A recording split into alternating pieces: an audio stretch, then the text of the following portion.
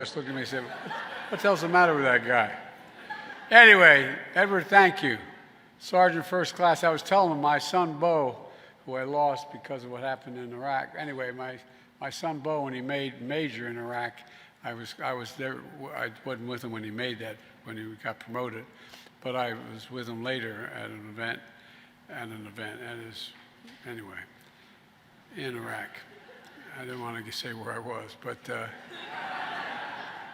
I said, Bo, congratulations, you're now a field-grade officer. He looked at me and said, Dad, I don't know who runs the United States Army. Sergeants First Class run it. And that's a fact. So, Sarge, thank you very, very much. Folks, Governor Cooper and all the state officials here today, and by the way, you got the best governor in the country. Where is he? Roy, stand up. No, I mean it.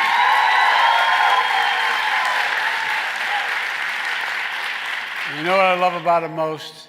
I mean this from the bottom of my heart. He has absolute, total integrity. Integrity.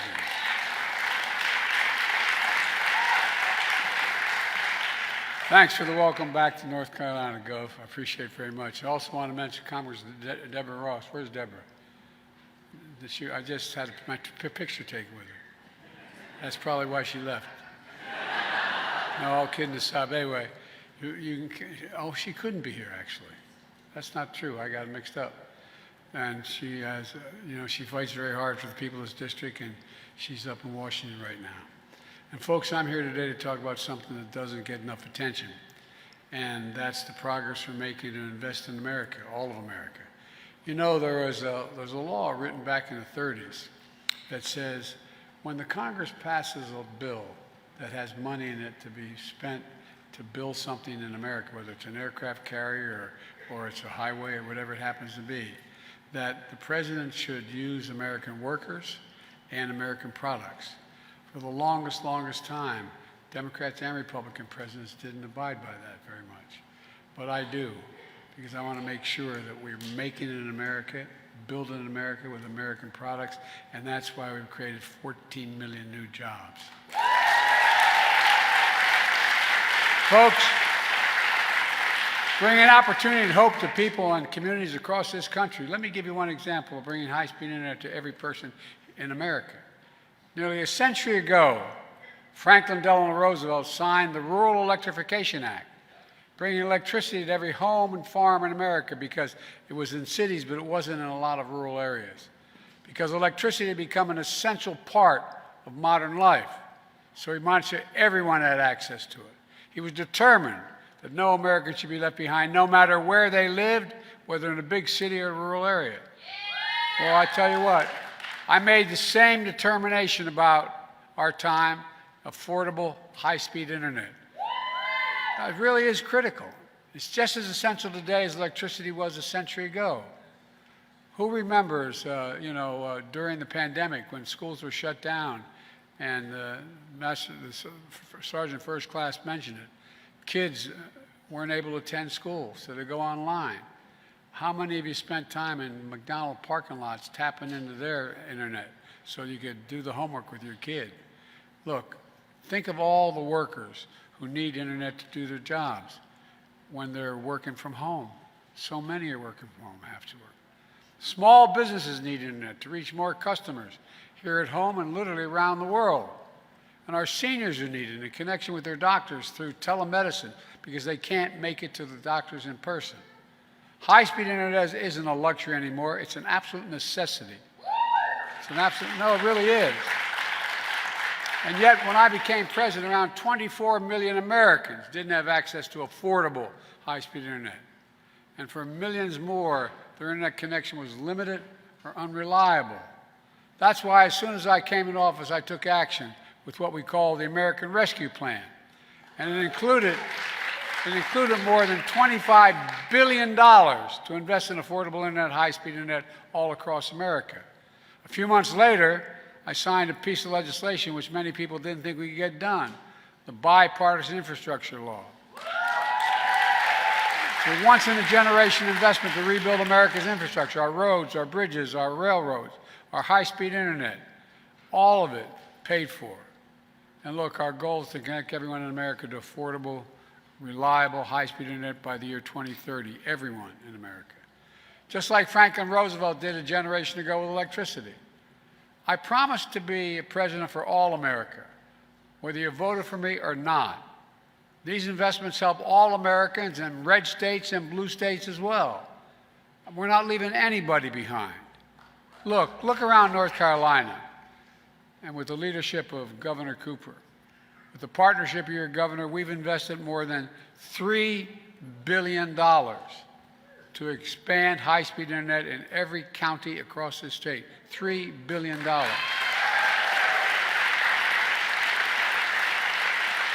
Fiber optic cable is being laid in the ground as we speak. Over the next 3 years, over 300,000 homes and businesses all across North Carolina will be connected with affordable, high-speed internet. And today I'm announcing another major step. We're investing another $82 million to connect 16,000 additional homes and businesses, bringing high-speed internet all across the state of North Carolina, from top to bottom. By the end of the decade, we're going to finish the job reaching all the remaining homes, schools, libraries, small business, healthcare facilities in North Carolina that don't have access to high-speed internet today. Let me say that again. Universal, high-speed internet in all of North Carolina by the end of this decade. Folks, you just heard from Sergeant Smith a few minutes ago why it matters. He's retired Army, 22 years of service, which we owe him. He and his wife Emma live in Tar Heel, as he mentioned. North Carolina population, staggering population, 100 people. They've been using dial-up internet for years, just like everyone else in town. It took Edward far too long to download medical paperwork, as he mentioned the VA. It was hard for his grandkids who lived nearby to use the internet to do their homework. And then thanks to the American Rescue Plan, which I signed into law, fiber optic cable was laid and the town got high-speed internet. And now Edward and Emma and the kids and the grandkids can use the internet quickly and easily, from getting care from the VA to doing their homework. Look, their neighbors include folks who can't attend local church services, he mentioned. They can stream these services at home every single Sunday. High-speed internet has been a game changer for their town and so many counties all across America. Look, and we're just getting started. But it's not enough to just have internet access. It needs to be affordable.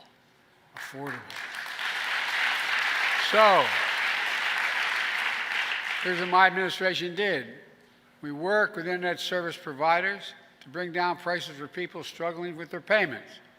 It's called Affordable Connectivity Program. It's already helped 880,000 households in North Carolina save a total of $440 million in internet bills collectively. That's about 1 in 5 families across the state are saving $30 a month for the internet bills, and some save a lot more. That savings matters in homes like the one I grew up in. Another $30, $40 a month was the difference between how many groceries you pay, the gas bill, all other necessities. It matters. It matters. Plus, the investment we're making in high-speed internet means something else as well. Good paying jobs. And folks,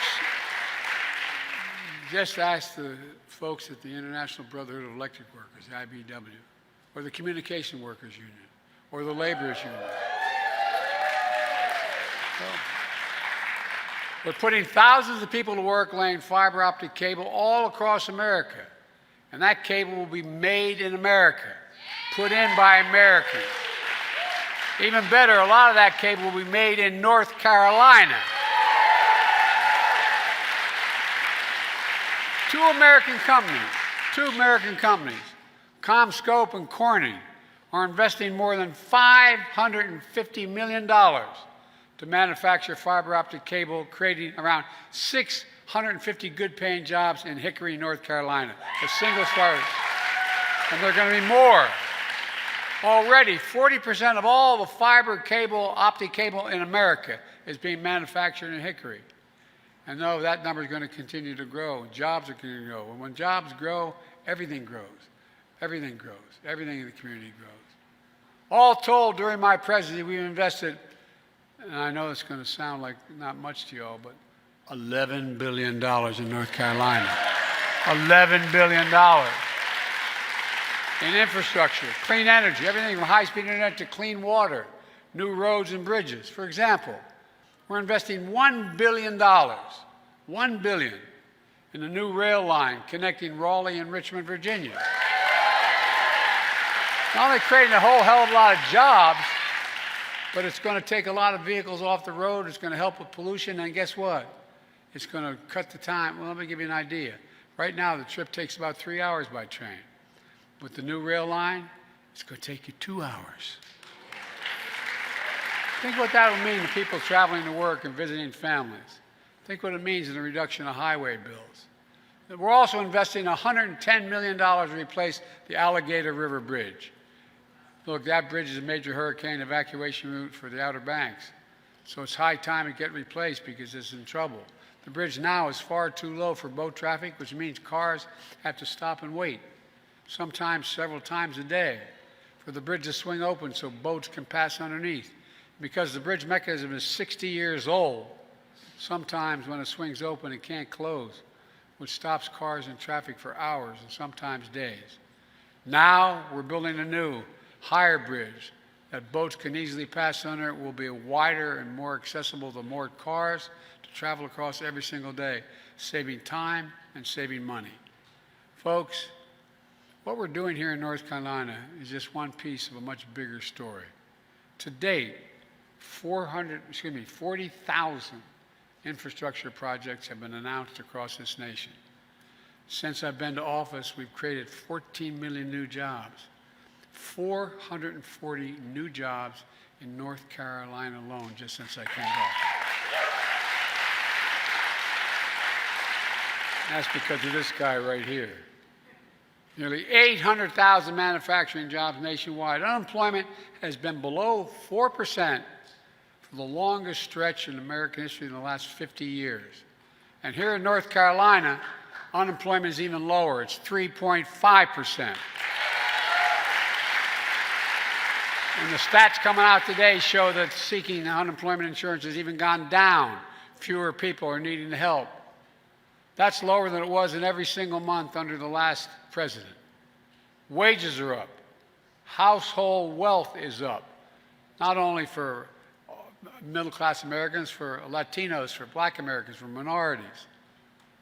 Costs are still too high, but inflation continues to fall, and mortgage rates are falling, and they're going to fall more. Last week we learned that America filed 16 million in America, 16 million new applications for businesses, for a new business since I became president. Folks, that's a record. Every single one of those new small businesses is an act of hope, an act of hope. It generates progress. People are beginning to have, and if you look at the consumer confidence, it's way up. 64%, I think it maybe 62%, Americans think their personal circumstance is good and it's getting better.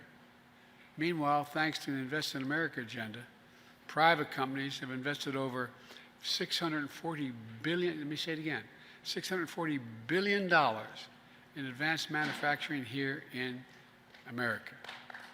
And by the way, you know, we invented that little computer chip which everything from your cell phone to your automobile needs. Guess what? We used to control it. We got down to the point we hardly manufactured any of it. And so what happened when things went bad, we didn't have access to all those computer chips that were being made in Asia and other parts of the world.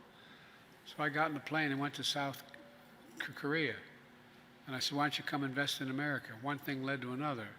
You know, over $50 billion, people coming to America, investing and building these computer chip factories.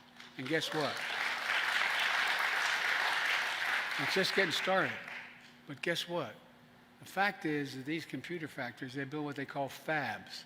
They're about as big as a football field, and they manufacture these chips. You don't need a college degree to work in it. You know what the average starting salary is? $116,000. $116,000. And look, put it all together. America has, this is a fact, the strongest growth rate of any and the lowest inflation rate of any major economy in the world. In the world. We have a lot more work to do. There's no question our plan of investing in America and the American people is working. It's all part of my economic vision. Building an economy from the middle out, from the middle class out, and the bottom up. That way the poor have a shot, middle class does well, and wealthy still do well. Well, they got to start paying their taxes.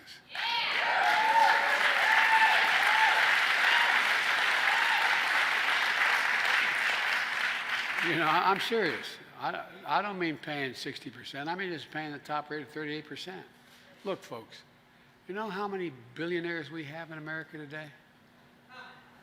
1,000. You know what their average rate, tax rate, federal tax rate is? Let's see, walk away from this. Federal tax rate is 8.5%. Raise your hand if you'd trade your tax rate for 8.5%. I mean, serious, think about this. There'd be $40 billion raised if they just paid 38%, if they even paid 25%. Folks, look, we all do well when the middle class does well and we grow. Everybody does well. You know, I'm so tired of trickle-down economics. I grew up in a family where not a lot trickled down on my dad's kitchen table. My dad was a hard-working guy. We weren't poor, but we lived in a 3-bedroom split-level home with 4 kids and a grandpa. And, you know, we were fine. It was okay. But there wasn't anything left over. There was nothing left over. But now, a lot of middle-class folks are having enough leftovers. They can do things. Our approach is the fundamental break from trickle-down economics, supercharged by my predecessor. My predecessor, everything was trickled down, but not a lot trickled. No, I'm serious. Which tax cuts for the wealthy and big corporations, shipping goods overseas. How many people do you know in this state and other states? There was a factory in town that employed 300, 400 people. And all of a sudden you found that factory shipped overseas. Why was it shipped overseas? Cheaper labor costs. So we were shipping factories overseas and importing the product they made here. Well, guess what? We're doing the opposite. We're making it here and shipping the product overseas. I'm serious. And also that trickle-down shrank public investment in education, infrastructure and education. It hollowed out communities, closing factories, leaving too many behind. And now, my predecessors like to say, America is a failing nation. In my face, bless me, Father, for his sin. I mean, come on. A failing nation. And by the way, did you hear he wants to see the stock market crash? Because he does not want now. We're doing well. He acknowledging by that we're doing pretty damn well economically and getting better. He wants to see the stock market crash. You know why? He doesn't want to be the next Herbert Hoover. As I told him, he's already Hoover. He's the only president to be president for 4 years and lose jobs, not gain any jobs. Come on, man. You know, some of the things he said, well, I don't get started. But look, frankly, to put it very politely, he doesn't know what he's talking about. Meanwhile, the vast majority of Republicans in Congress voted against our infrastructure law. We got enough to make it work of 30-some, but the vast majority voted against it. They all voted against all the other bills that I have. I mean, 100% voted against. And guess what? Whether it's Marjorie Taylor Greene or whoever, they're now, when these new projects come, they're welcoming them to their state. They voted against it all. So I told them I'll be there for the groundbreaking with them. You know, look, what was mentioned as well. Look what I fought my whole career. I've been around. I know I don't look it, but I've been around for a little while. But all kidding aside, look, you know, I spent the bulk of my career as a senator trying to bring down the cost of prescription drugs. If you have a prescription from your doc and you take it to a pharmacy here in North Carolina or Wilmington, Delaware, where I'm from, or wherever, guess what? I can take that same prescription from you and go to Toronto, Canada, London, England, Rome, in Italy, anywhere around the world. And it'll be somewhere between 50% less and 70% less. How does that work? Why? Why isn't in America we're paying $400 a month for insulin if you have diabetes, and other places they're paying 35 bucks. Well, guess what? You're paying 35 bucks now, and it's going to go down even further. And by the way, at $35, they're making 350% gain. It costs $10 to make it, $12 to package it. So come on, man. It's about time we start to be a little fair to ordinary people. When it comes to voting against infrastructure law, it doesn't stop many of our Republicans calling up and saying, we need a project in my district. Now, what I haven't done is I haven't blocked projects in their districts because they're all Americans. The fact they have a senator or a congressman who doesn't know what they're doing doesn't mean they should be denied. But it's okay. It's okay because I promised to be a president for all Americans. And I mean that sincerely. It's not hyperbole. I promised to be a president for all Americans. Like I said before, I told them all I'll see them at the groundbreaking. Let me close with this. When you see shovels in the ground, cranes in the sky, and people hard at work in these projects, I hope you feel pride in America. Pride in America. Pride knowing we can get big things done when we work together. You're all the real heroes. It's not hyperbole. You're the real heroes in this story. American workers, the American people, neighbors and community leaders doing the work to bring our cities into the future. That's what America does. That's why I've never been, and I mean this, and I've been saying this for a while, and the press has to cover me everywhere. I've been saying I'm optimistic. I've been around for a while. I've never been more optimistic about America's prospects than I am in the last 3 years. I really mean it. Because there's nothing. We have to remember who we are. We're the United States of America. And nothing is beyond our capacity when we work together. Nothing. And I'll say one last thing. We're the only major company in the world that's come out of every crisis stronger than we went in. And that's what we're doing again today because of you. Thank you. May God bless you all, and may God protect our troops. Thank you very much. Let's go get them. Thank you.